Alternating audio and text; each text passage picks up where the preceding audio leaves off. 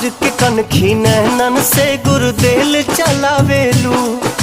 छत के ऊपर से काहे शीशा चमकावेलू। रही रही के मोबाइल से मिस कॉल पेठावेलू। खिड़की पर खड़ा होके तू किस उड़ावेलू।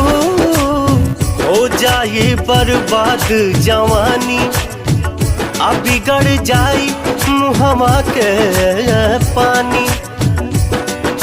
छोड़ के घरवा के जेल खाना, सुना हो, छोड़ के घरवा के जेल खाना, तनी बहरों के हवा लिहल करा, लिहल करा, हर लिहल करा। भरल फुलल तनी तनल रहा, मस्त टनाटन बनल रहा। भरल फुलल तनी तनल रहा,